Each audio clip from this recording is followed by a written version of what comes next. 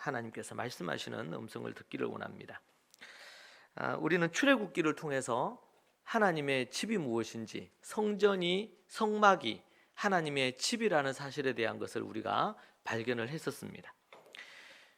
그래서 출애굽기를 통해서 하나님께서 어떻게 하나님의 집을 세우시고, 그리고 하나님이 직접 이스라엘 가운데 거하셔서 어떻게 이스라엘을 일으키시기를 원하시는지, 그리고 하나님이 어떻게 이스라엘 가운데, 하나님의 백성 가운데 머무시기를 원하시는지 우리가 발견을 했습니다.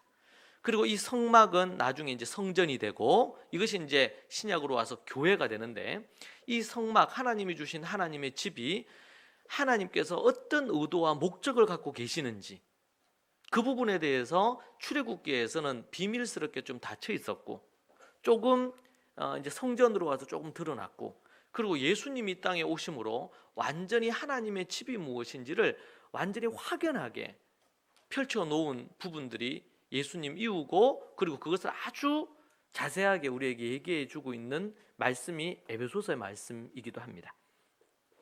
그런 부분에서 우리는 하나님의 집, 그리고 교회, 그리고 하나님의 그 교회의 하나님의 집의 일꾼이 어떤 부분인지 우리는 발견하게 됩니다.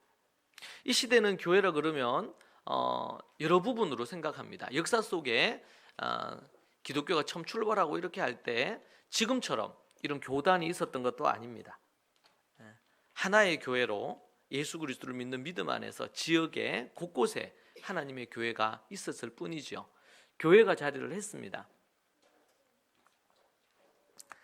그런데 이제 시간이 지나고도 역사 속에 또 이런 그 16세기에 종교 개혁이 일어나고, 또 일어난 이후에 교단들을 중심으로 개신교가 또 만들어지고, 이러면서 지금 현대 교회는 종교 개혁 이후에 교회의 형태를 자리를 잡게 되었습니다.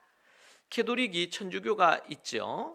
원래 같이 있었던 부분이 이제 나누어지게 되었고, 또 이 복음의 본질이라든지, 그리고 예수 그리스도를 유일한 구원자로 믿는다든지, 이런 부분에 있어서는 캐톨릭이 그런 부분들에 있어서 많이 변질된 것을 볼 수 있습니다. 자, 그런 상황에서 우리가 교회가 뭔가, 그러면은 여러 가지로 사람들이 생각을 합니다. 교회. 그리고 또 한국에도 그렇지만 교회가 곳곳에 너무 많잖아요. 제가 서울에 갔을 때 어느 빌딩에 들어갔는데 그 안에 교회가 4개가 있어요. 4개가. 한 건물 안에 빌딩인데 그 안에 교회가 4개나 있더라고요. 뭐 그런 경우는 허다하죠. 서울 쪽에 가고 그러면. 그러면서 교회가 뭐냐, 여러 생각들을 하게 되고요. 또 고민하게 됩니다. 저는 지금 이제 우리가 이제 2장과 3장 2장 끝부분, 3장 앞부분을 우리가 보고 있는데, 이제 3장과 특별히 4장에 가면 이 교회에 대한 하나님이 원하시거나 하나님이 뜻하신 것이 아주 명확하게 드러나는 것을 봅니다. 제가 신학교에서도 교회론을 신학 과목으로 한 학기 배운 적도 있고, 또 관련된 책을 연구하기도 하고, 제가 이제 캠퍼스 사역을 하다가 교회를 개척하면서도 과연 교회가 뭐냐라는 것 때문에 많은 책들도 보고, 또 관련된 세미나도 또 저와 교회 개척 식구들이 함께 찾아다니기도 하고 이랬던 것을 기억합니다. 과연 교회가 뭐냐? 그런데 이번에 에베소서의 말씀을 이렇게 다루고 연구하면서 저 개인적으로 매우 정말 그 전에도 봤던 부분이기도 하고, 부분적으로 또 설교도 했던 부분이지만, 하나님께서 아주 강하게 이 교회가 뭔지에 대한, 하나님이 디자인하시고 말씀하셨던 그 교회가 무엇인지에 대해서, 때로는 제가 성경도 보기도 하고 했지만 그것보다는 이렇게 교회가 뭔지를 얘기하는 세미나를 저도 많이 갔던 것 같아요. 그런데 이번에 이제 에베소서를 하면서 이제 그 교회에 대한 매우 구체적인 하나님의 뜻을 이 에베소서에서 더 깊이 발견하고, 출애굽기에서 좀 발견한 게 있지만 더 깊이 발견하고 깨닫게 되는 부분들이 있습니다. 지금 4장까지 이 그 에베소서 말씀 연구하면서 너무 놀랍고 새로운 그런 것들을 많이 경험하고, 하나님께서 또 보여주셔서 깨닫게 하시는 이런 말씀, 그리고 하나님께서 계시하셔서 주셨던 이 성경의 이 말씀을 통해서 교회가 무엇이다 라는 것을 선명하고 분명하게 얘기해 주시는 것을 봅니다. 우리가 교육과 관련해서 제가 그지 뭐 한 16, 7년 또 관련된 책도 쓰고 공부도 하고 이렇게 했었습니다. 그래서 이제 자녀를 어떻게 가정에서 교육할 거냐, 또 교회에서는 어떻게 자녀를 교육할 거냐, 뭐 이런 여러 어떤 부분들에 대한 것들, 이런 부분들을 연구하고 검토하고 이렇게 했던 것을 그렇게 했었고요. 그렇게 하면서 이제 정말 많은 가정들이 또뭐 우리나라뿐만 아니라 해외에서도 그렇고 제 책이나 강의를 듣거나 또 유튜브에 올라와 있는 여러 강의를 듣고 이렇게 하면서 가정들의 변화들이 정말 많이 일어난 것을 듣게 됩니다. 얼마나 감사하고 기쁜 일인지 몰라요. 한 영혼이, 아니면 한 아이가 변화하는 것을 통해서 가정 자체가 완전히 이렇게 새로워지는 이런 것들을 보게 됐으니까요. 그것은 너무나 감사한 일이죠. 우리가 하나님의 말씀의 원리 따라, 복음과 하나님의 원리 따라서, 말씀의 원리 따라서 가정이나 아니면은 자녀와 관련된 교육에 대한 것도 우리가 이제 볼 때에 그것대로 행하기만 하면 역사가 일어납니다. 그걸 왜 행해야 되는지, 무엇을 행해야 되는지, 어떻게 행해야 되는지, 그리고 그런 부분들의 어려움들이 생겼을 때는 어떻게 그 문제들을 풀어갈 것인지, 이 부분들에 대한 구체적인 이런 것들을 익히고 또 실천하고 또 배우고 또 실천하는 일련의 과정을 통해서 그걸 하면 반드시 어떤 결과들이 나오게 돼 있는 거죠. 이것이 하나님의 원리고 방법입니다. 이번에 우리 수양회를 통해서도 하나님께서 정말 놀라운 일을 행하신 여러 일들을, 가정의 일들을 또 인터뷰를 통해서라든지 여러 부분들을 우리가 함께 보면서 그것이 얼마나 감사한지 모르겠고요. 또 아이들이 나와서 소감을 발표하거나 아니면 라마다 하는 것을 통해서 하나님께서 정말 초대교회에 가지고 있던 그 부분들을 행하게 되면 어떤 결과가 아이들에게 나타나는지를 실제로 우리가 눈으로 볼 수 있었던 부분입니다. 때로는 우리가 그것이 우리 교회 안에서는 행하던 부분이기 때문에 그게 때로는 우리는 자연스러울지 몰라도 그렇지 않는 부분에서는 매우 놀라워하는 것을 볼 수가 있습니다. 왜 그렇습니까? 하나님의 말씀과 하나님의 복음의 원리 따라서 그것을 실제 하나님이 주신 교육의 지침을 발견을 해서 그것을 배우고 익혀서 실제로 가정과 또 이런 것들을 실천해 갈 때 놀라운 일들이 일어나는 것입니다. 저는 이 부분에 있어서 단순히 어느 한 부분이 아니고 이 부분이 교육뿐만 아니라, 자녀 교육뿐만 아니라, 가정뿐만 아니라 복음과 하나님의 말씀은 우리의 삶의 실제적인 모든 영역에 다 이것이 적용되고 실천되고 열매 맺을 수 있다. 그것을 성경은 우리에게 말씀해 주고 있습니다. 오직 복음과 하나님의 말씀은 우리의 삶의 문제를 풀어가요. 실제적으로 그걸 만들어낼 수 있습니다. 이것이 우리에게 복음입니다. 사단은, 악한 마귀는, 이 공중 권세 잡은 자는 이 땅의 모든 영역에, 하나님처럼 모든 영역에 자신들이 원하는, 마귀가 원하는, 사탄이 원하는 부분을 씨를 뿌려가지고 복음의 씨, 말씀의 씨가 아니라 반대로 죄악의 씨, 악한 씨들을 뿌려가지고 그들이 하나님을 떠나고 지옥불에 떨어지도록 이끈단 말입니다. 그 영역 중에 하나가 교회였어요. 교육이었습니다. 그리고 가정이었어요. 그런데 성공했어요. 믿는 집의 자녀가 95%나 떠나고 가정들이, 믿는 집의 가정들도 숱하게 깨어지고 수많은 부분들의 문제들이 많이 생겼잖아요. 그렇게 해서 교회 안에 있는 사람들조차도 어디로? 지옥불에 떨어지도록 이끄는 겁니다. 이런 일들이 지금 성공적으로 이루어지고 열매를 맺고 있는 걸 봐요. 악한 어둠의 영은 지금도 그런 부분에서 역사한단 말입니다. 그래서 사람들과의 관계에 참된 행복과 평화와 평안을 얻지 못하게, 정치적으로 혼란과 갖가지의 많은 고통을, 교육적으로 참된 인간다운 존재로 사람을 만들고 훌륭한 인물로 세우고, 이런 것들이 안 되게 만드는, 가정 안에서는 부부 간에, 부모 자녀 간에 참된 행복과 은혜와 변화가 행복이 없도록 악한 어둠의 영은 지금도 그 일들을 계속하고 있는 것입니다. 교회는 바로 그러한 것들을 깨어 부수고 하나님의 복음과 말씀의 통치로 회복되게 만드는 것입니다. 그것이 이 교회가 부름받은 목적이고 이유기도 합니다.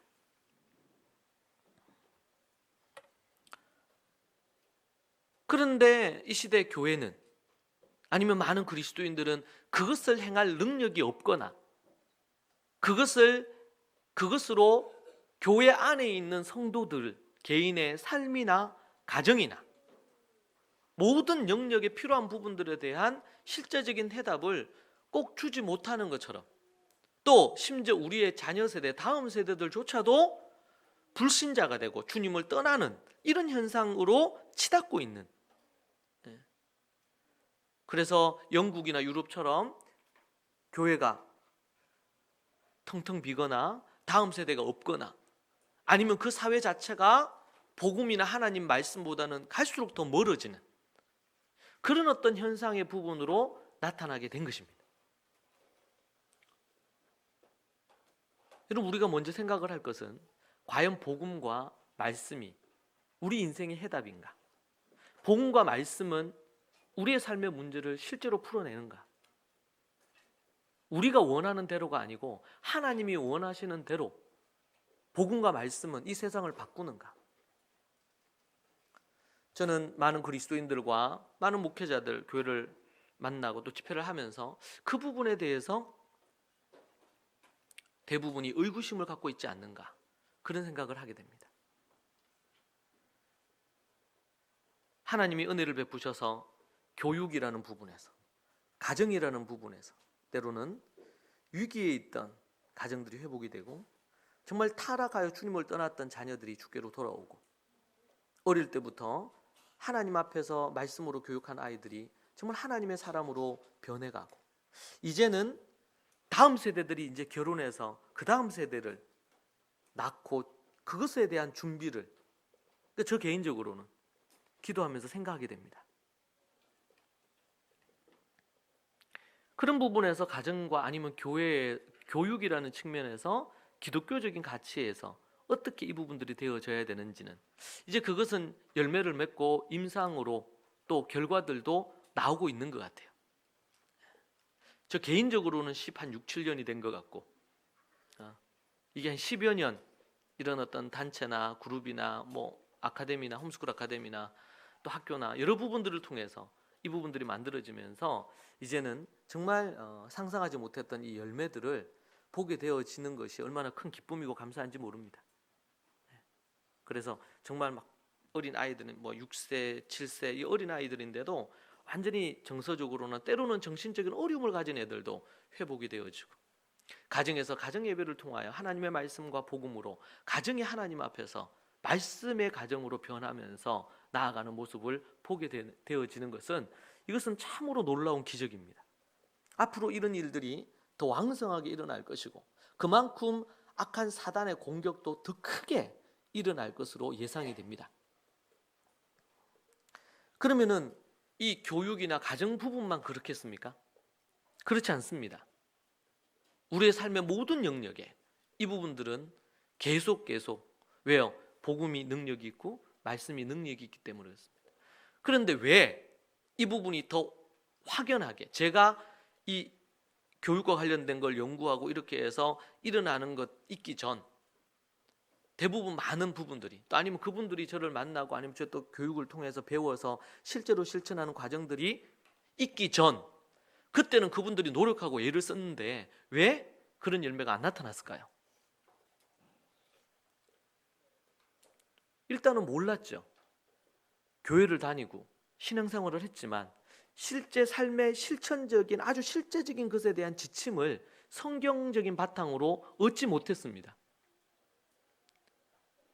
그래서 지금 그걸 얻지 못해서 실천을 배우고 실천을 안 한 경우는 지금도 자녀들이 떠나가요.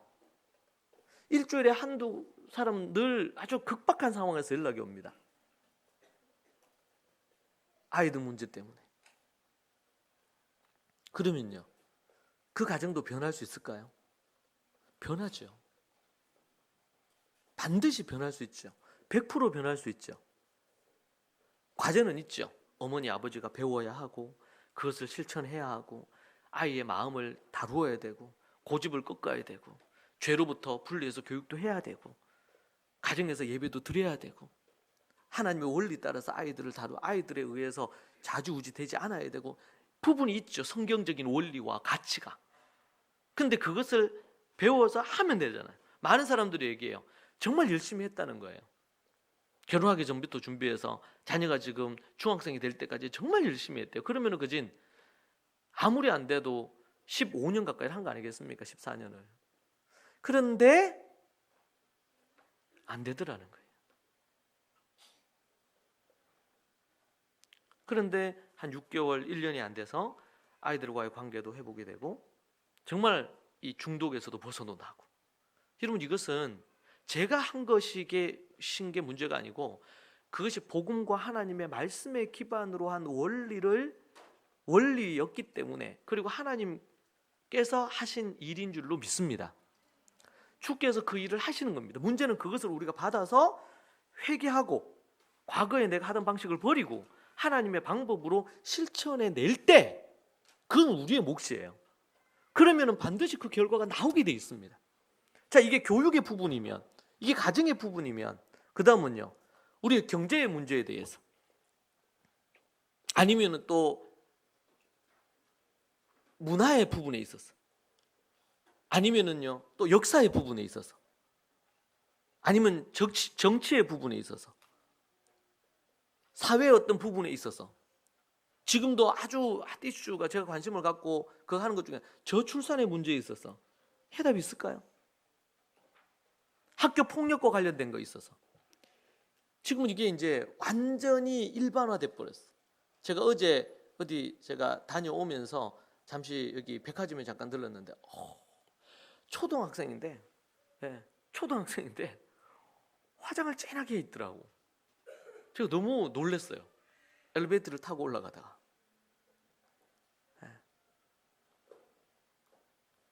학교 폭력이나 이런 것들이 이제는 학교 애들 초등학생들에게서 성추행이나 성폭력적인 일들이 뉴스에 막 떠오르잖아요. 여러분 이 문제를 해결할 수 있을까요? 이 사회적인 문제를 100% 해결할 수 있습니다. 저출산 문제 150조를 들였대요. 지난 10년 동안. 정권이 바뀌는 것과 상관없이 150조가 들어갔어요. 저출산은 전 세계에서 OECD 국가에서 0.9명대죠. 9명대.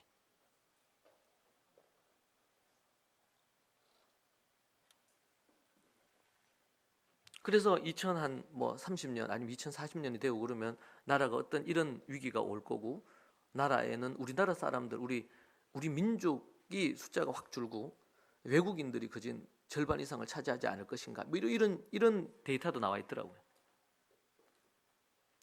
문제를 해결할 수 있을까요? 이런 복음은 우리의 인생의 문제를 해결합니다. 여러분 그렇죠. 저한테 교육을 받는 분들도 교육을 받고 실행을 안 하면 열매가 없는 거고요. 10년, 20년이 지나도. 근데 1년밖에 안 됐는데도 변화가 있을 수도 있죠.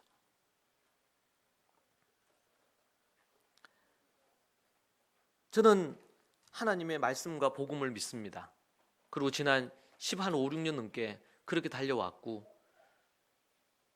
애썼고 하나님께서 그것에 대한 부분들을 각 가정과 아이들에게서 열매를 보게 하신 것이 얼마나 감사한지 모릅니다. 더 나아가서 이 영역뿐이겠습니까? 나중에 우리 자식들이 결혼을 해서 가정을 이루었는데 그 가정에서도 동일한 열매가 이것이 신앙이 전수가 되어서 동일한 열매가 맺어지도록 하는 게 가능할까? 가능한 줄로 믿습니다. 어떻게 해야 될지가 중요합니다. 어떻게 해야 되는지. 이 시대 기독교가 잃어버린 것 중에 하나가 실제성입니다. 지나치게 관념적입니다. 지나치게 영적입니다. 개인의 삶과 기도하는 생활, 말씀 보는 생활 여기에는 뭔가 집중을 했을지 몰라도 실제 삶에 있어서 구체적으로 어떻게 해야 될지에 대한 그 원리가 없음으로 인해서 생기는 여러 문제들을 안고 있습니다. 그리고 회의합니다. 과연 복음이 이 문제를 해결할 수 있는가? 과연 말씀이면 되는가?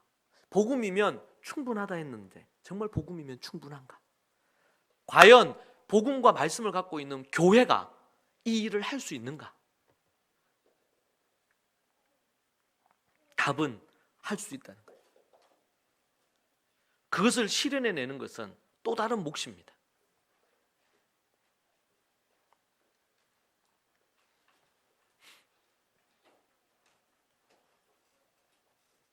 오늘 우리가 본 부분에 있어서 19절에 보면 그러므로 이제부터 너희는 외인도 아니요 나그네도 아니요 오직 성도들과 동일한 시민이요 하나님의 권속이다. 너희는 성도들과 선지자들이 터 위에 세우심을 입은 자라. 그리스도 예수께서 친히 모퉁이 돌이 되셨느니라. 여러분, 우리가 외인, 이방인이었어요. 이방인. 우리는요. 저는 이 에베소서 말씀을 보면서 제가 이방인이라는 걸 머리로는 알고 있었는데 내가 이방인이라고 생각을 한 번도 해본 적이 없었어요. 제가. 저는 예수 믿는 사람이라고 생각을 했지 내가 외인이다, 이방인이다 생각한 적이 없습니다. 근데 바울은 이방인이라 너희가. 그러고 보니까 내가 유대인은 아니잖아요. 이방인이지. 근데 이방인이 어떠냐 특징이 외인이에요. 외인이요 나그네야. 나그네였어요. 하나님의 백성도 아니었고 하나님 나라 안에 있는 사람이 아니었어요. 외인이었죠. 타국인이었습니다. 이방인이었어요. 어제도 우리 가정예배하면서 얘기를 하는데 그런 얘기를 주고받았습니다. 제가 이 얘기를 나누었어요. 내가 이방인이라는 걸 깨달았다. 왜냐면 저는 태어나서부터 태어났는데 하나님을 배운 적이 없었죠.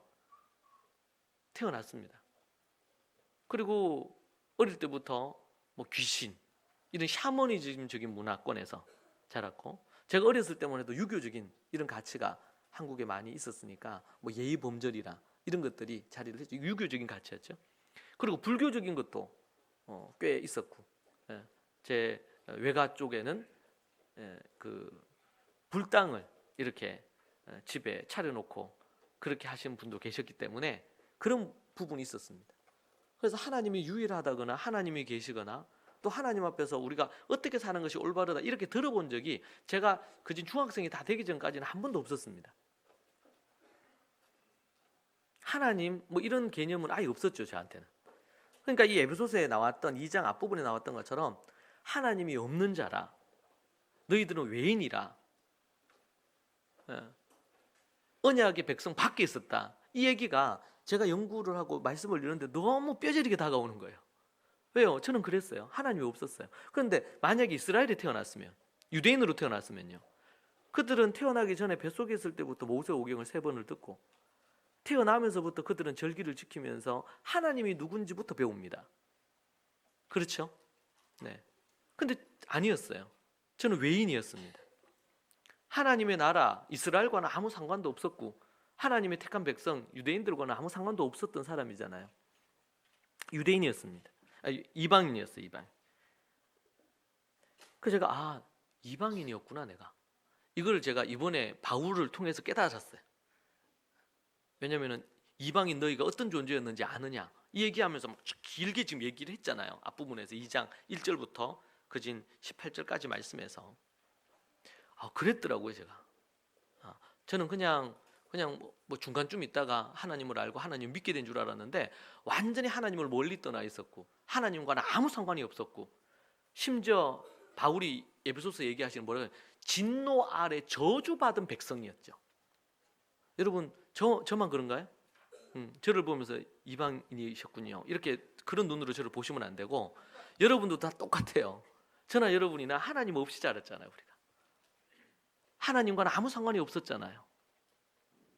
우리 앞에서 언급했던 것처럼 예수 그리스도의 그 십자가와 그 은혜가 없었다면 우리는 그거 아무 상관이 없이 살다가 그냥 지옥불에 떨어질 존재잖아요. 그런 존재가 우리예요. 그런데 오늘 말씀 보니까 나그네요, 외인이요. 그런데 오직 성도들과 동일한 시민이 되었단 말이에요. 하나님의 권속, 가족이죠. 하나님의 가족이 되었어요. 동일한 시민이 되었어요. 어제 가정예배 드렸는데 그런 얘기 나누다가 그런 얘기를 하더라고. 근데 아버지, 저는 태어나면서부터 하나님을 알았잖아요. 제 딸들은, 제가 믿음의 첫 세대고 제 딸들은 태어나면서부터 하나님을 알았잖아요. 그러니까 저와 제 딸들은 다른 거예요, 전혀. 출발이. 그 유대인들이 그랬죠. 유대인들이, 아브라함의 자손 유대인들이 그랬죠. 그들이 대부분 근데 참 믿음을 갖지 않아서 구원에 이르지 못하고 있지만,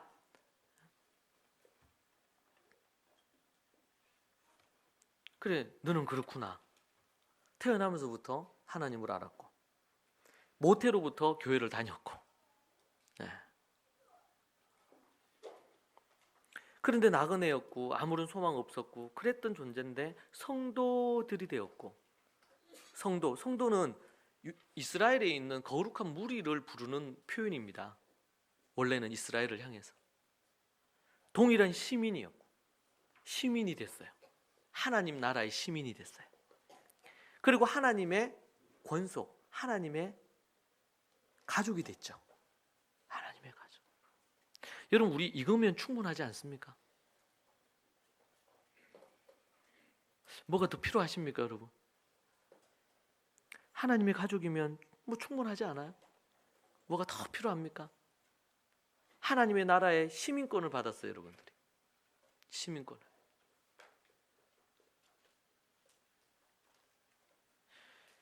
평생을 중국에서 선교사로 살고 중국인들을 위해서 그렇게 헌신하신 분이 최근에 추방을 당했습니다. 왜 추방을 당했을까요? 뭐 여러 가지가 이유가 있지만 시민권이 없어서, 영주권이 없어서.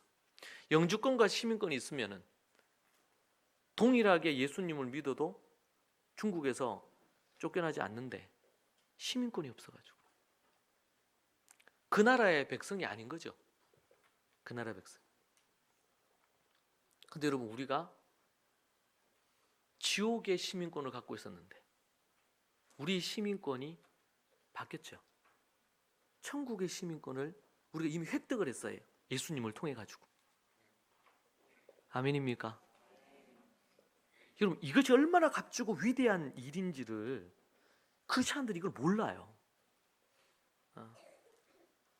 저는 지난번에도 말씀드렸지만 우리 교회 아이들이 중학생, 고등학생, 뭐 대학생 되면서 교회를 근데 지금까지 보면 한 명도 안 떠났어요. 근데 그게 우리에게는 자연스럽잖아요. 당연한 일이고. 그런데 제가 집회 다니면서 다른 교회에서는 그거는 기적 같은 일인 것 같아요.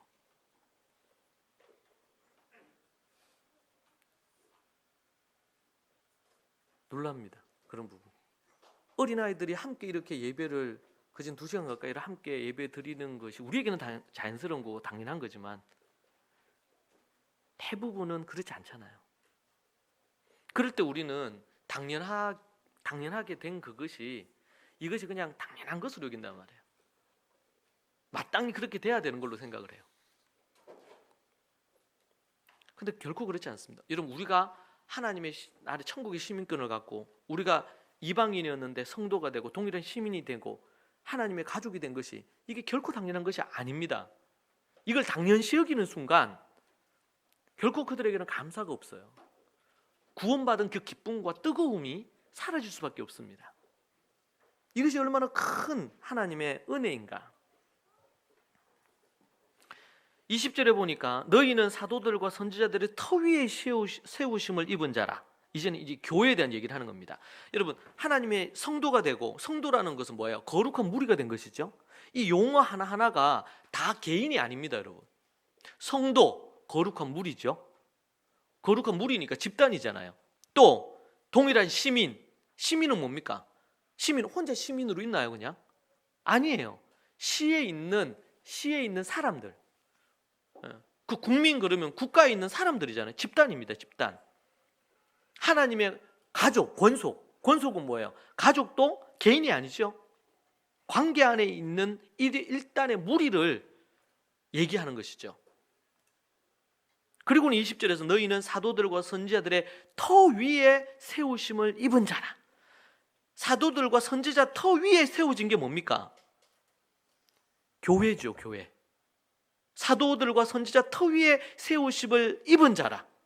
원래 이방인이었는데 사도들하고 선지자와는 아무 상관이 없어요. 사도와 선지자는 누구와 상관이 있었어요? 이스라엘과 상관이 있는 거예요. 이스라엘에 사도가 있었고 선지자가 있는 거죠. 우리가 아무 상관이 없었어요. 그런데 예수님이 이제는 더 이상 이스라엘이 아니고 유대 민족이 아니라 예수 그리스도로 말미암아 모든 민족이 성도가 되고 시민권을 얻고 하나님의 가족이 된 것입니다. 그래서 사도와 선지자 터 위에 이방인인 에베소 성도들 너희들이 서 있다는 겁니다. 세우심을 입은 자라. 사도와 선지자가 우리와 관련이 있다 없다? 있어진 거죠. 이제 그전까지는 없었습니다. 아무런 관련이 없었어요. 그리고 그리스도 예수께서 친히 모퉁이 돌이 되셨느니라. 이제는 예수 그리스도가 사도와 선지자였는데 이제는 예수님이 교회의 뭐예요? 머릿돌, 모퉁이 돌이 되셔가지고 기초석이 돼서 지어져 간다. 21절에 그의 안에서, 예수 그리스도 안에서 건물마다 서로 연결하여 주 안에서 성전이 되어가고, 교회가 되어가고 이래야 되는데 성전이란 용어를 가지고 왔어요. 이거는 어떤 개념이 어디에 나오는 개념입니까? 출애굽기에 나오는 개념이에요. 성전이 되어가고, 아니 교회는 성전이 아니라며요. 사람들이. 여러분 우리가 출애굽기 배우고 지금 이렇게 출애굽기를 통해서 우리가 알게 됐죠. 아, 구약의 성막이, 성전이 이 시대 교회구나. 그래서 교회로서, 성전으로서의 교회. 그래서 어떤 분들은 무슨 성전, 근데 이제 사람들은 성전 그러면 자꾸 일단 구약적인 개념으로만 못을 박으니까, 그래서 뭐라 그래요? 이제 건물이 아니고 우리 사람이다 이렇게 강조한단 말이에요. 그게 틀린 말은 아니에요. 그렇게 얘기하면서 공간으로서 교회의 개념을 자꾸 잃어버리는 거예요. 공간으로서. 그래서 아무 데서나 기도하면 돼. 하나님이 다 계시는데 집에서든 어디서든 다 기도하면 되지. 꼭 교회에서만 기도해야 되나? 그 말이 일면 맞는 것 같은데 틀린 말입니다. 인간은 공간의 영향을 받아요. 그냥 우리가 생활하는 가정하고 우리가 함께 예배드리고 하나님의 말씀을, 이번 주에도 제가 이게 딱 학교 이게 교회 왔는데 학교에서 애들이 말씀하야 하는 쫙 소리가 막 퍼져요. 우린 영적인 존재거든요. 하나님의 영이, 하나님의 성령이 말씀과 기도와 말씀하야와 이런 것들이 있는 그 자리가 엄청난 영적인 힘이 있어요. 그러면 하나님께서 법궤 들고 나갔을 때, 법궤 들고 나갔는데 질싸움을 이기기도 하시고, 그런데 그들이 타락했을 때 법궤 들고 나가면은 아무리 법궤 들고 나가도 이기지도 못하고, 굳이 그런 사건이, 그런 이야기가 성경에 기록될 필요가 없지 않겠습니까? 하나님의 이 성막, 하나님의 성전. 그래서 초대교회 성도들이, 시몬과 안나가 어디서 기도합니까? 예수님이 3일 만에 부활하셨어요. 예수님이 이 성전을 무너뜨려 봐라. 3일 만에 내가 이 성전을 세우겠다. 이 얘기하셨죠. 이것은 뭘 얘기합니까? 교회를 두고 하신 말이거든요. 자신의 몸을 두고 하신 말이에요. 예수님이 십자가에 죽으시고 부활할 걸 얘기하시는 거거든요. 근데 그 예수님을 머리로 해서 교회가 세워질 것에 대한, 성전에 대한 메시지예요. 그 메시지가. 그러니까 그걸 제대로 이해 못하고 예수님을 죽이려고 하잖아요. 성전을 못 오겠다고 해가지고.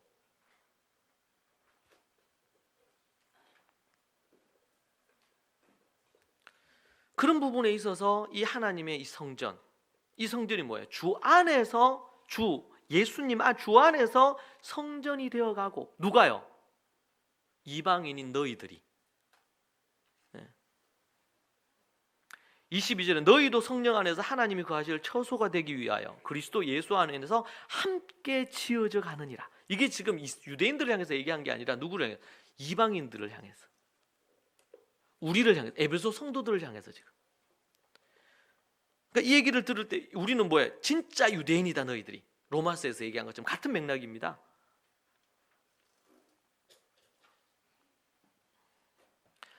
하나님께서 우리에게, 그래서 19절에서 22절 이 내용은, 이게 19절부터 해서 3장, 4장 그리고 6장까지 계속 되는 얘기는 이제 교회에 대한 얘기예요. 하나님께서 계획하고 설계하신 것이 성막입니다. 이 성막이 나중에 뭘로 바뀝니까? 성전으로 바뀝니다. 성전. 그리고 이 성전이, 예수님이 뭐예요? 더 이상 생명 없는 돌로 만든 성전이 아니고, 진짜 성전은 예수님을 머리로 하여, 예수님이 곧 성전이고, 그리고 그 예수님을 머리로 해서 거듭난 하나님의 백성들이 모여서 모인 그 무리들, 그 공간들, 이걸 뭐라고 한다? 교회라고 한다. 교회라고. 아멘입니까? 네, 교회라. 그것이 곧 뭐야? 성전이다. 그래서 우리는 그런 관점에서 성전이라는 용어를 써야 돼요. 건물로서, 구약의 건물로서 성전이 아니고, 예수 그리스도를 통해서 그냥 죽은 돌로 만든 건물이 아니고, 예수 그리스도의 피와 부활로 말미암아 거듭난 하나님의 벽돌들, 하나님의 성도들을 통해서 구성되어져 있는 몸된 교회, 그것을 성전이라고 얘기를 하는 것입니다. 그런 의미에서 우리는 뭐예요? 성전입니다. 우리 좋은가족교회는 성전입니다. 이 성전에는 뭐예요? 건물로 공간이 있겠죠. 이것도 중요합니다. 더 나아가서 더 중요한 것은 예수 그리스도로 거듭나서 하나님의 백성으로 거듭나서 하나님의 말씀, 복음과 말씀으로 계속 예수 그리스도와 관련을 맺고 성장하고 변화하고 있는 하나님의 사람들, 복음과 하나님의 말씀이면 목숨을 걸고 하나님을 섬기며 살아가는 그 사람들,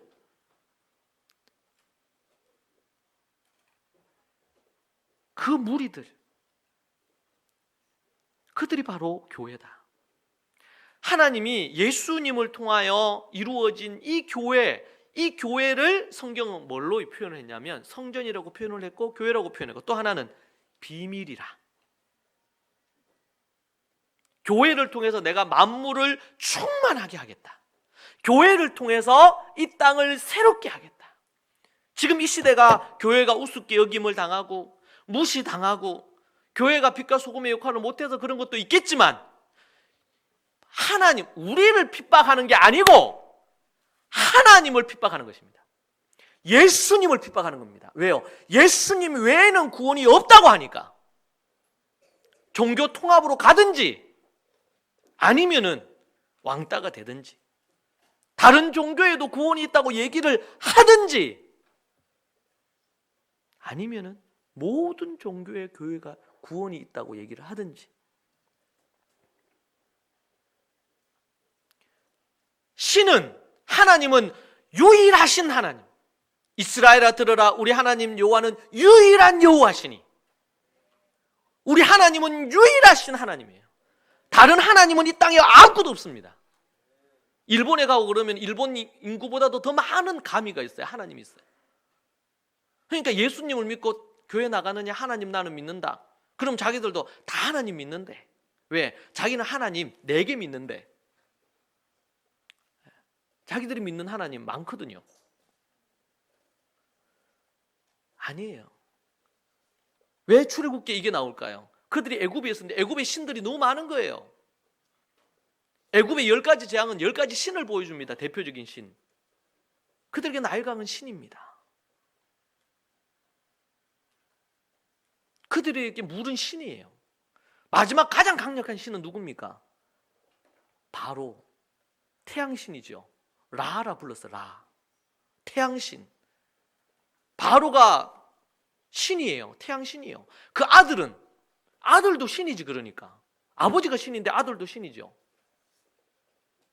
그런데 하나님이 10번째 재앙으로 그 아들 죽여버리잖아요. 신이 죽은 겁니다. 그러면서 하나님이 모세에게 뭘 줘요? 모세가 묻잖아요. 당신이 정말 우리 하나님이신데 당신의 이름을 얘기해 주세요. 이름. 그러니까 나는 여호와다. 이름을 얘기해 주시잖아. 이름을. 우리는 유일하신 하나님, 유일하다. 오직 한 분뿐이에요. 이 세상에 하나님은 한 분뿐입니다. 우리 여호와 하나님 그분밖에 없습니다. 성삼위 하나님밖에 없습니다. 그 하나님이 보내신 예수님, 메시아이신 예수님 외에는 우리의 구원자 메시아 그리스도는 없습니다. 이 시대가 포용주의라 그래가지고 캐톨릭으로부터 흘러나와서 이제 기독교 교단 중에서도 이걸 수용하는 교단이 있습니다. 기독교의 그리스도인 예수님이 가장 확실하지만 그러나 구원 얻는데 아무 이상이 없다. 불교에는 부처님이 그리스도다. unknown Christ라 그래서 이름 없는 그리스도가 있다. 아프리카에 가면은 거기에도 그냥 소수민족이 한 30명이 믿는 거기에 신이 있다. 그럼 거기도 그 신이 그리스도다. 그러면은 뭐를 믿든지 간에 다 천국 간다. 절대로 그런 일은 없습니다. 예수 그리스도 외에는 구원의 길이 없고 2000년 전 십자가에 달리셔서 피 흘리시고 구약의 그 제사와 같은 부분으로 유월절 어린 양으로 오신 예수님 외에는 구원이 없습니다. 여러분 이거 분별을 해야 됩니다. 크리스찬들이. 때로는 이 세상에서 갖가지만 학문이나 문화나 갖가지 이미지로 해가지고 포용주의가 얼마나, 포용이란 단어가 얼마나 좋은 겁니까? 그렇잖아요? 그런데 그렇지 않고 제가 여러분에게 진리를 얘기한 것처럼 얘기하고 그러면 독단적이고 편협하고 그렇게 얘기합니다. 기독교가 소금과 빛의 역할을 못하고 부정부패해가지고 그렇게 해서 요거도 먹는 거, 그거는 100번 1000번 요거도 먹어도 싸요. 요거로도 먹어야 되고 하나님이 또 세상을 통해서 채찍으로 사용하실 수도 있는 거니까. 그런데 진리 때문에 우리가 요거로도 먹으면 기뻐하고 즐거워해야 됩니다. 그리고 결코 뒤로 물러서서는 안 됩니다. 진리를 가지고는. 진리가 가지고.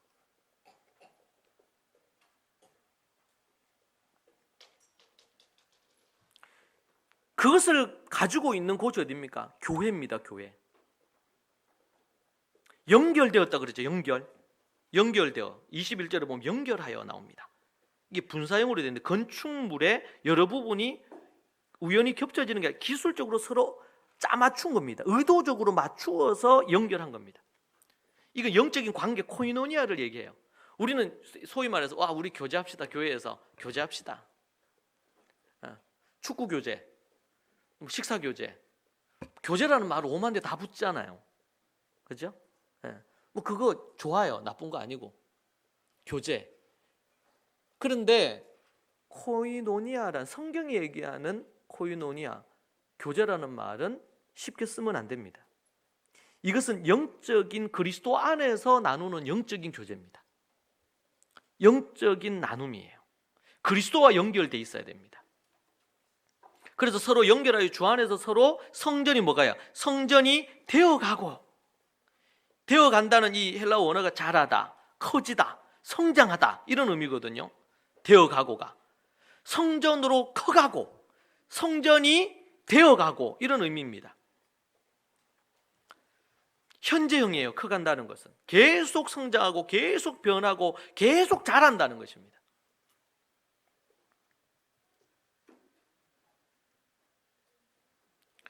많은 그리스도인들이 교회를 성전이라고 부르는 것에 대한 거부감을 가질 뿐만 아니라 제가 이제 보니까 명확하게 알지 못하기 때문에 왜곡되게 갖고 있는 선입견과 이런 것들이 너무 많은 것 같아요. 저도 그랬고, 저도 출애굽기와 이 에베소서를 연구하기 전까지는 이 부분에 대해서 정리가 안 돼서 신학교에서 교회론을 배웠지만 교회가 뭔지에 대해서 제대로 이렇게 몰랐거든요. 교회를 개척하면서 연구하면서 일부분 알게 됐고, 그래서 이번에 이 부분에 대한 걸 배우면서 너무 놀랍다. 이게 정말 교회가 이런 거구나 라는 것에 대해서 다시 생각하게 됩니다. 교회는 예수 그리스도에 대한 믿음, 그분의 말씀이 기초가 되고 사도와 선지자, 지도자의 터 위에 지도자의 영적 하나님과의 관계와 성도들과의 관계 속에 세워지고 커가는 것입니다. 이게 교회고 성전인 줄로 믿습니다. 교회는 클럽이 아니고 서클이 아니에요. 모여서 예배 종교 행위를 하고 그리고 같이 밥 먹고 같이 잘 놀고 아닙니다. 교회는 그런 곳이 아니에요. 예수 그리스도로 말미암아 거듭나 예수 그리스도의 피로 말미암아 새로워져서 그 예수 그리스도의 말씀을 붙들고 치열하게 살아가는 사람들의 그 사람들의 함께 정말 세상의 가족보다도 더 강렬한 복음으로 인한 하나된 공동체입니다. 그래서 인간적인 어떤 관계나 교제하고는 차원이 완전히 달라요. 예수 그리스도의 복음으로 하나님으로 하나가 되는 것입니다. 여러분, 세상에서도 가족들 간에 친척들 간에 있는데 서로 불화가 생겨서 막 관계가 깨졌어요. 그럼 어떻게 합니까? 그중 뭐 잘 1년에 몇 번 안 보지만 그 혈연의 관계를 끊을 수는 없잖아요. 그게 1년에 한 번 명절 때나 뭐 명절 때 한두 번은 어떻게든 뭐 기분 안 좋지만 보잖아요. 뭐 어떤 경우는 요즘은 아예 안 보기도 하는 경우도 있긴 있지만 혈연 관계에 있는 것을 아무리 끊으려고 해서 끊을 수가 없어요. 이거는 실제로는요. 이게 이제 혈연 간의 관계의 가족이고 친척이고 이런 거죠. 여기 권속입니다. 여러분, 그런 육신적인 관계와는 다른, 예수님은 뭐라 그랬어요? 제자들과 함께 있으면서 밖에서 예수님을 안 믿는 마리아와 그리고 형제들이 왔을 때 누가 내 형제고 누가 내 형제요 내 자매요 내 어미냐, 누가 내 어미고 내 형제고 내 자매냐. 그럴 때 그 안에 있는 제자들 앉혀놓고 지금 가르치고 있었는데 너희들이 아니냐. 예수님이 얼마나 강렬하게 이 영적인 관계, 가족이 뭔지에 대한 얘기를 하잖아요. 세상에서는 피를 나눈 혈연 관계라도 뭐 그럼에도 불구하고 원수가 됐어도 안 볼 수 없죠. 장례식이 생기면 안 갈 수 없잖아요, 기본적으로. 근데 이 시대 많은 교회의 성도들은 예수 그리스도로 말미암아 거듭나고 예수님을 믿었음에도 불구하고 이런 영적인 관계로 나아가지 않는 경우가 너무 많단 말이죠. 그러니까 뭐가 안 돼요? 치어져 가질 않아요. 제가 한번 대구에 어느 큰 교회입니다. 제 아는 분이 목사님으로 왔어요. 제가 놀라운, 그 교회가 워낙 분란이 많아가지고 왔는데 그 교회가 뭐 분란이 많단 말이에요. 그래서 이분이 이제 젊은데 왔어요. 근데 이 뭐 장립 집사나 좀 이런 교회에 오래 있던 분이 불러가지고 딱 목사님 새로 부임해 온 거죠. 딱 반말로 뭐 K 목사, 네가 말을 잘 안 들으면 언제 잘릴지 모른다. 다 그렇게 얘기하더라는 거예요. 그 전임자도 오래 계셨는데 교회에서 쫓아냈거든요.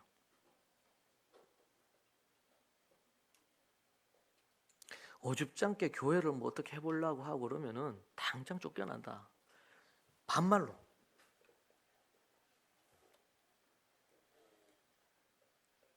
돈을 주고, 그러니까 옛날에 사사시대를 보면 돈을 주고 한 집안에서 돈을 주고 제사장을 사서 제사 지내고 이렇게 하게 했거든요.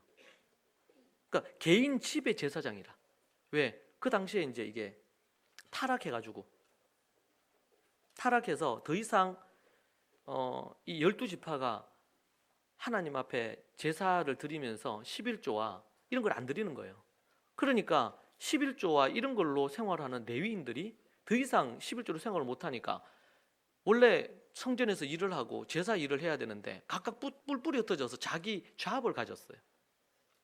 그러니까 하나님의 제사를 지내는 사람도 없고 말씀을 가르치는 사람도 없어져 버렸죠. 사사시대 그 시간 지나면서.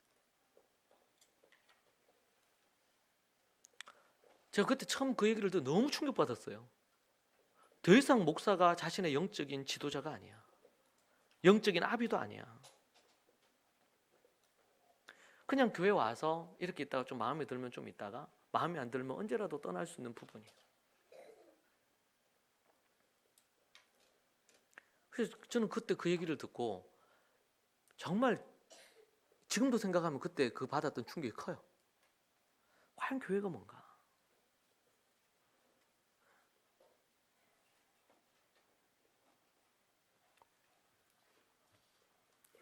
하나님의 권수, 하나님이 예수님이 피값을 주고 사시고, 그러니까 그렇게 생각할 때 그냥 십자가만 달려면 다 교회냐? 이런 성경이 얘기하는 이 진정한 교회라고 할 때 십자가만 달려서 다 교회냐?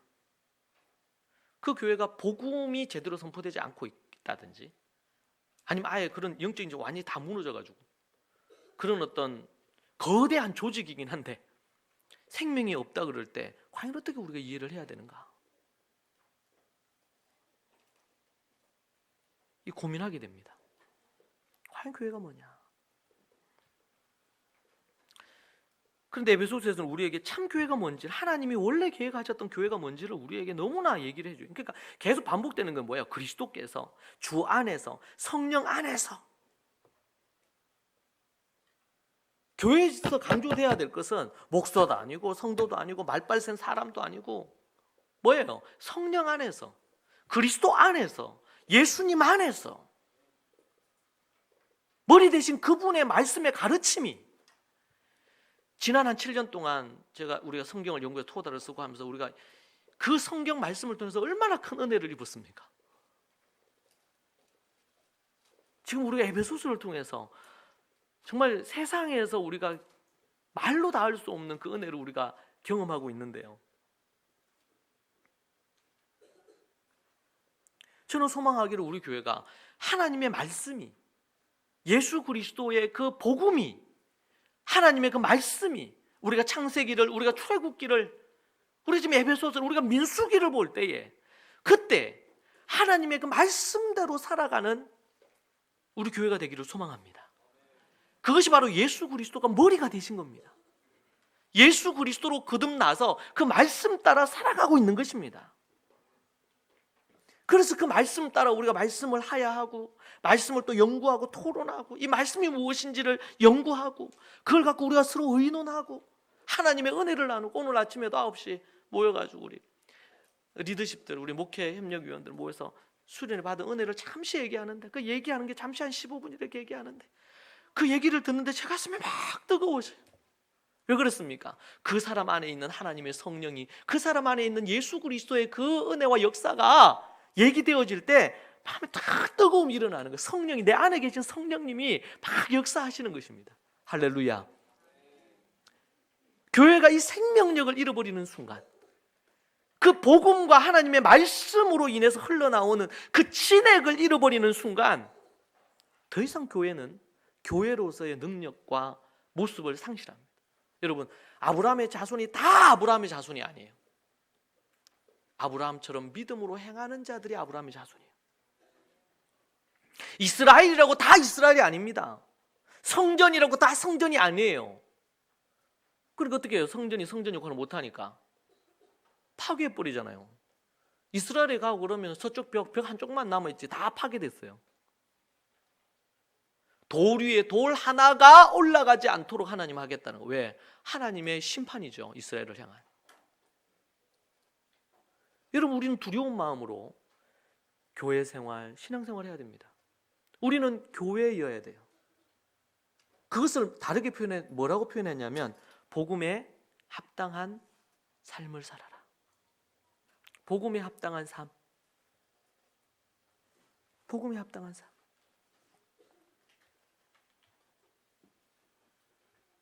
여러분, 내가 누구인지 1장 2장에서 얘기하고 있습니다. 이제는 뭐예요? 교회가 무엇인지. 여러분, 교회와 거듭난 사람은 분리가 될 수 없어요. 이게 내가 거듭나서 하나님이 영적인 아비로 이렇게 주셨다, 그러면은 그것을 통해서, 그리고 또 하나님께서 주신 영적인 관계 안에서 교회가 되는 거거든요. 교회가 이게 분리가 될 수가 없는 거예요. 성령 안에서 하나님이 거하실 성전, 지금 이 교회, 예수 그리스도 안에 있는 교회. 여기서 우리가 생각을 할 것은 교회가 과연 무엇이냐? 그리고 교회가 과연 뭘 어떻게 해야 되느냐? 때로는 성도들과 얘기를 하다 보면 그런 생각을 합니다. 저는 성경 안에서 교회가 무엇이냐? 이런 관점에서 교회에 대한 생각을 합니다. 근데 교회에 대한 생각이 달라.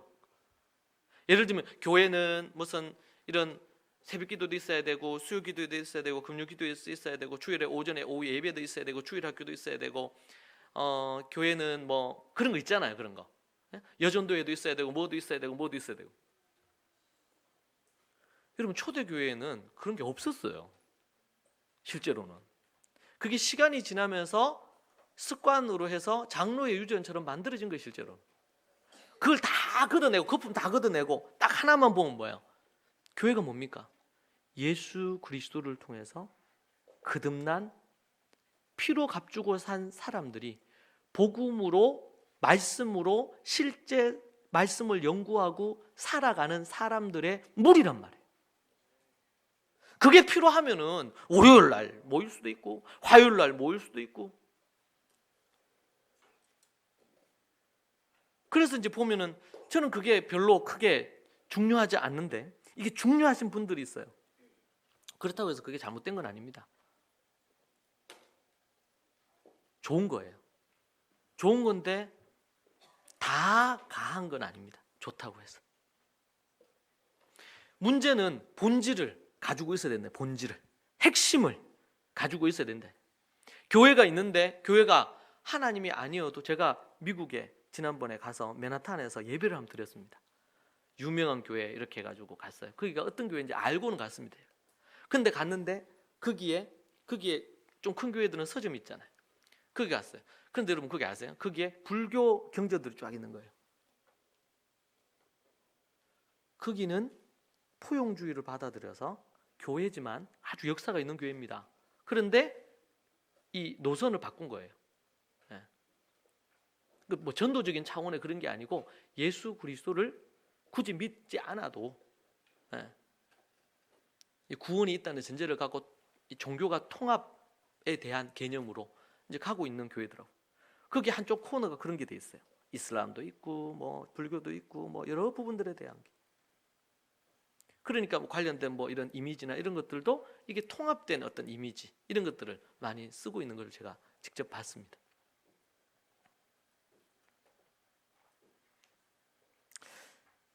예수 그리스도의 유일한 구세주와 유일한 여호와 하나님에 대한 믿음이 없이도 과연 교회가 교회라고 할 수 있는가?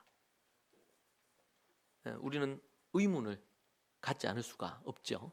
그리고 성경은 우리에게 예수 그리스도를 머리로 하지 않을 때 과연 교회냐?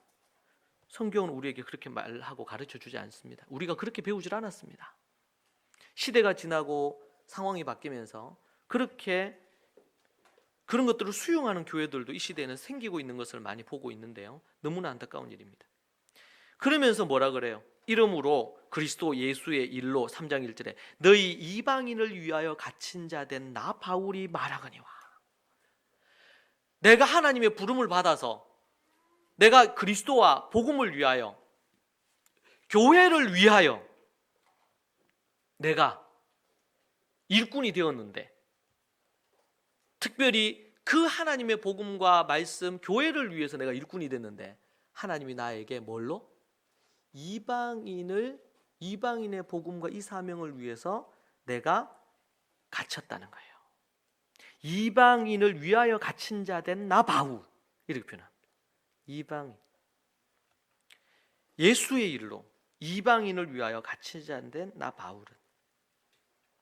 바울은 지금 교회를 위해 교회의 일꾼이 되었습니다. 성전의 일꾼으로 누가 있냐면 모세가 있고, 모세는 성전의 하나님의 집의 일꾼이다, 그렇게 말을 합니다. 그리고 신약으로 와서는 바울을 향해서 하나님의 집의 일꾼이다. 유대인들은 딱 그거 들으면 누구를 떠올릴까요? 하나님의 집의 일꾼이라 그러면 모세를 바로 떠올립니다. 그런데 사도 바울이 자기를 향해서 하나님의 집의 일꾼이라. 앞에 성전 얘기하면서 하나님의 집의 일꾼이라. 그럼 자기를 누구에게 맞추어서?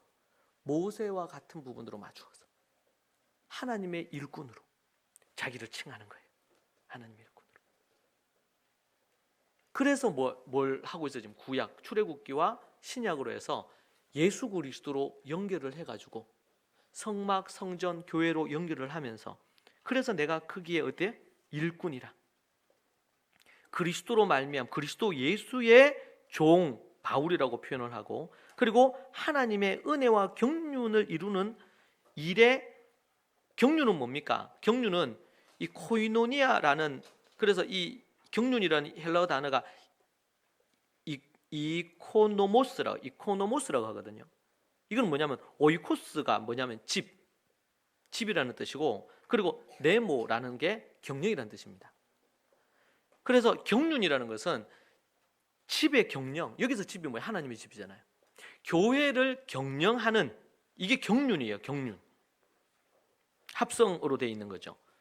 하나님의 집을 경영하고 관리하는 행위. 그러니까 하나님의 구속의 계획과 실행을 맡아서 교회에서 교회를 경영하고 관리하는 직분을 가진 자, 그것을 뭐라고 표현했어요? 바울이 사도, 나는 이 교회를 위해 사도가 되었고 하나님의 경륜을 이루는 자로 부름을 받았다. 그 일을 위해 나는 이방인을 위해서, 이방인의 교회를 위해서 나는 감옥에 갇혔다. 여러분, 구원이 유대인에게만 있다 이 얘기했으면 바울이 감옥 갇힐 일이 없습니다. 그렇죠? 할례를 받아야 된다 이렇게 얘기했으면 감옥 갇힐 일이 없습니다. 진짜 유대인은, 이스라엘에 있는 진짜 유대인 걔네들밖에 없다, 이방인은 진짜 유대인 될 수 없다 이렇게 얘기했으면 바울이 죽을 일이 없죠. 로마로 갈 일이 없습니다. 그런데 복음을 전했잖아요. 예수 그리스도 안에서 이제는 더 이상 유대인이고 이방인이고 아무 필요가 없고 예수 그리스도 안에서 너희는 하나다, 너희는 새 사람이다. 이것 때문에 유대인들에게 사형을 당해야 될 자로 그렇게 취급을 받았고, 그는 그때로 이후로, 그래서 여러분 우리가 읽은 3장 7절을 보면 이런 말씀 나옵니다. 이 복음을 위하여 그의 능력이 역사하시는 대로 내게 주신 하나님의 은혜의 선물을 따라 내가 일꾼이 되었노라. 이 일꾼의 이 개념은 모세가 얘기했던, 모세에게 하나님이 얘기하셨던 하나님의 일꾼이라는 것과 같은 맥락 속에 있어요. 8절, 모든 성도 중에 지극히 작은 자보다 더 작은 나에게 이 은혜를 주신 것은 측량할 수 없는 그리스도의 풍성함을 이방인에게 전하게 하시고, 9절, 영원부터 만물을 창조하신 하나님 속에 감추었던 비밀의 경륜이 어떠한 것을 드러내게 하려 하심이라. 10절을 같이 읽으실까요? 10절 읽읍시다. 시작. 이는 이제 교회로 말미암아 하늘에 있는 총치자들과 권세들에게 하나님의 각종 지혜를 알게 하려 하심이니, 영원부터 만물을 창조하신 하나님 속에 감추었던 비밀의 경륜이, 하나님의 집의 경영의 비밀이 드러났다, 계시되었다는 거예요. 그리고 10절에 이는 왜 그러냐면 이제 교회로 말미암아, 이게 표준 세번이 교회를 시켜 이래 나옵니다. 교회를 통하여, 교회를 시켜서 하늘에 있는 통치자들 권세들에게 하나님의 각종 지혜를 알게 하려 함이라. 하나님의 각종 지혜를 모든 천하 만민에게 알게 하기로 원한다. 누구를 시켜서? 교회를 시켜서.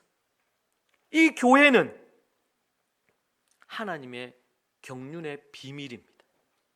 이 땅을 하나님이 구원하시고자 하고 이 땅을 만물 안에 충만하게 하고자 하는 하나님의 계획이 어디냐? 교회란 말이에요. 교회. 교회를 시켜서, 그래서 지금 교회를 구성하고 있는 거듭난 영혼들이 어떤 자들인지 1장 2장에서 자세히 얘기하고, 그리고 나서 그들을 의해서, 그들과 그들의 가정을 통해서 만들어진 이 교회가 하나님의 비밀이고 하나님의 경륜이고, 그 일에 내가 감옥에 갇혔는데 왜? 그 교회를 위한 일꾼으로 내가 부름을 받아서 내가 감옥에 갇혔다. 바울이 그 얘기를 하는 겁니다. 사랑하는 여러분, 교회를 생각할 때 간단치 않습니다. 교회는 예수 그리스도로 말미암아 한 가족이 된 자들이고, 그리고 하나가 되어서 하나님의 경륜을 이루어야 될 그 사명을 갖고 있습니다. 여러분, 교회는 교육 집단이 아닙니다. 그래서 여러분, 제가 교육과 관련된 부분에 하나님의 달란트를 주셔서, 은사를 주셔서 제가 그 일을 사명으로 또 사역으로 하지만, 교회는 교육을 위한 그런 곳이 아닙니다. 그런 곳이기도 하고 또 그런 곳이 아니기도 합니다. 교회는 정치 집단이 아닙니다. 교회는 경제 공동체가 아닙니다. 교회는 하나님의 경륜을 이루는, 죽은 영혼을 살리고 그들을 제자를 삼아 하나님의 말씀을 가르쳐 지켜 행하도록 만드는 곳이 교회입니다. 그런 것들을 하다 보니 그 안에 교육도 있고 또 정의와 관련된 것도 있고 그 안에 경제와 관련된 것도 있을 수는 있어요.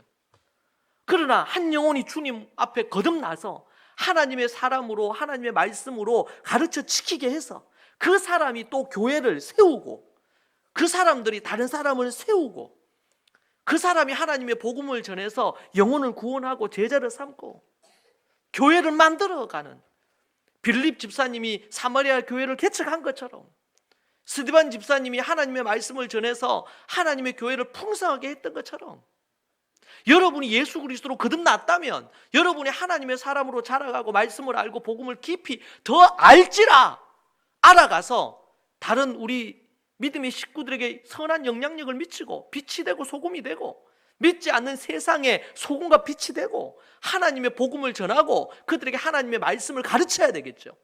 복음의 실제적인 것을 얘기해야 됩니다. 예수 믿으면 구원받는다, 이것도 얘기를 해야 되겠고, 어떻게 해야지 가정에서 남편으로, 아내로, 어떻게 해야지 부모로서 하나님이 기뻐하시는 삶인지에 대한 얘기를, 이 구체적인 복음을, 구체적인 진리를 성경적인 세계관과 가치관을 갖고 얘기를 해야 됩니다. 그리고 우리가 그렇게 살려고 몸부림치고, 그리고 그렇게 살자고 얘기를 해야 돼요. 아, 교회 좋다고 막 해서 교회 왔는데 복음에 대해서도 얘기하지 않고, 근본적으로 세상과 별 다를 게 없어. 교회 와보니까 교회는 늘 싸우고, 아까 얘기했잖아요. 목사를 그렇게 여기고, 교회 안에서 성도들이 늘 싸우고, 그러면은 세상에 있는 사람들이 진리를 알고자 교회 왔다가 똑같네 이래. 똑같네.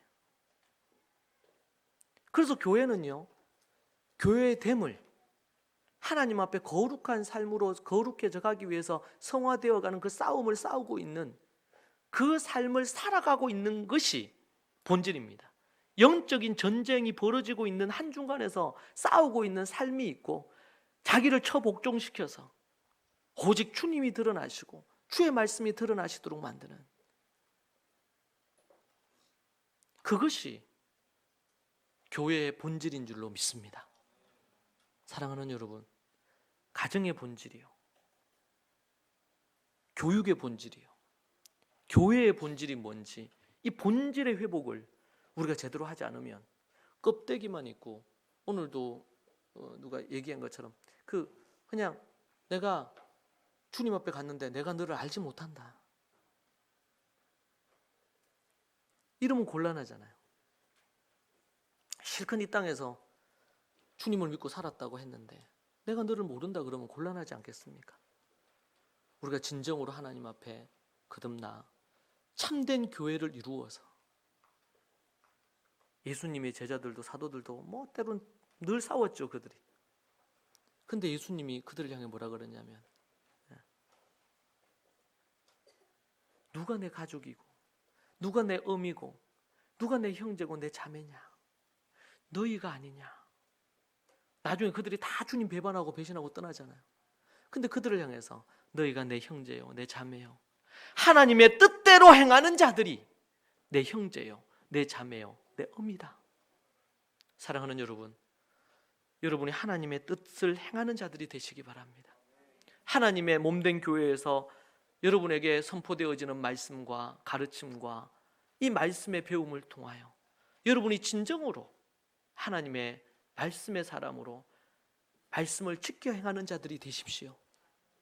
그래서 그리스도의 몸, 예수 그리스도의 가족으로, 그리스도의 몸으로 우리 사랑하는 우리 교회가 서기를 소망합니다. 기도하겠습니다. 살아계신 하나님 감사합니다. 우리가 무엇이간데 이미 허물과 죄로 죽었던 존재인 우리를 주님 버리지 않으시고 살려주셨는지. 그런데 우리는 이 땅에 살면서 때로 원망과 불평과 때로는 다른 사람을 용납하고 사랑하지 못해서, 때로는 내가 갖고 있는 생각들과 달라서 갖가지의 많은 것들로 진정한 교회됨을 이루지 못한 채 서 있는 많은 이들이 이 땅에 있는 줄 압니다. 주님, 주님이 원하신, 주님이 디자인하신 그 교회가 무엇인지를 알고 그것이 교회의 성장을 위해서, 교회 부흥을 위한 도구가 아니라 우리가 그리스도 안에 거듭나 서로를 깊이 사랑함으로 용납하고 이해하고 그리하여 한 몸을 이루어 우리의 몸이 됨이 예수 그리스도를 모퉁이 돌로 하여 세워진 교회가 되게 도와주옵소서. 우리 모두가 교회가 되고 교회로 커가고 더 나아가서 교회의 일꾼들이 되어 이 세상 곳곳에 주님이 기뻐하시는 아름다운 교회가 우리 교회가 되고, 또 더 나아가 모든 곳에 교회를 세울 수 있게 하옵소서. 너희는 가서 모든 민족으로 제자를 삼으라 하셨는데 그 사명 감당하기를 원합니다. 예수님 이름으로 기도합니다. 아멘. 이 시간 준비하신 헌금 하나님 앞에